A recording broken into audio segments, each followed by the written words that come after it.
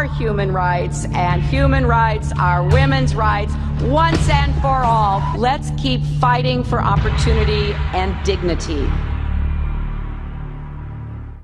A scathing new Instagram ad from Donald Trump questioning Hillary Clinton's record on women's rights.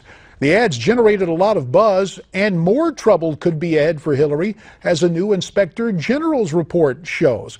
Clinton's top aides allowed the State Department to mislead the public about the existence of her secret email account. The report cites several transparency issues with State during Clinton's time as our Secretary of State. And joining us now via Skype to talk about this, former advisor to Governor Jeb Bush, Justin Sayfie. And from Newsmax, New York, noted radio and television commentator Ellis Henican. Now, the Inspector General report saying the State Department was less transparent than they let on during Clinton's tenure there. Ellis, it would appear that even Democrats now have some doubts about Hillary. Does this lack of transparency and other problems generated concern you at all? What are you talking about? I would quote Bernie Sanders, who says, enough about your damn emails. I think every single poll shows and every single casual conversation shows that folks who hate Hillary, who come to it with that attitude, can find a million things in the emails to convince them that they are right, and that others, the majority of Americans, people in the middle and the supporters, are like, man, no big deal, we all send emails. And of course, since there's a compliant press corps on this, no big deal there. All right, we hear you, and it's duly noted, Ellis. Let me turn to Justin Sayfie here and talk to you both about Hillary's situation there and the Trump ad. Is that criticism fair, or does that ad go too far, Justin?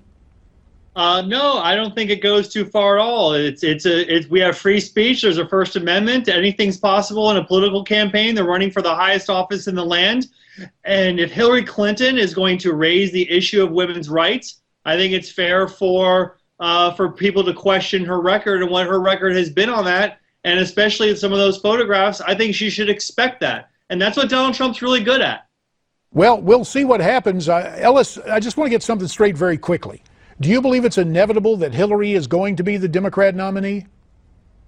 I mean, nothing's inevitable. Okay. This is why these segments are so fun, JD. But well, I would say let's it's highly continue. likely at this point. Let's continue in the spirit of fun, or maybe under the file cabinet demarcation coulda, woulda, shoulda. Joe Biden sat down with an NBC affiliate recently, WVIT, and very telling insight over his decision not to run for president. Let's both listen to this here.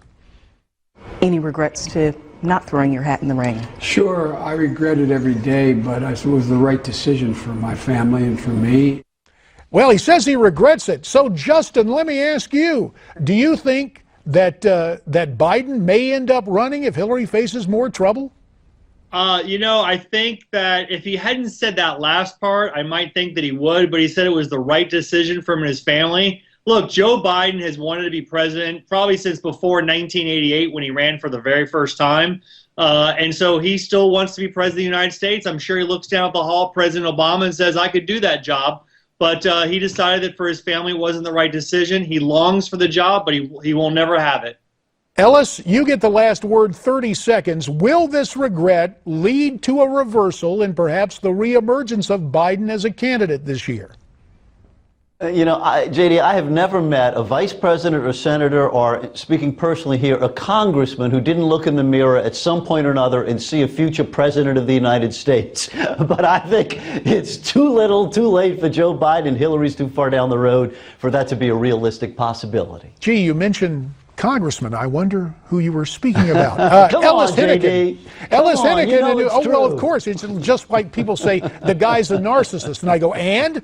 Of course, a lot of people entertain illusions or delusions of the presidency. Ellis Henican in New York. Justin Sayfie in Fort Lauderdale. Gentlemen, you have our thanks. You heard what they had to say. Agree or disagree? Send me your comments. Newsmaxtv.com/comments. Up next, the comments of former Florida Governor Jeb Bush, part of a wide-ranging interview we held earlier today, and you'll hear it next on Newsmax Prime.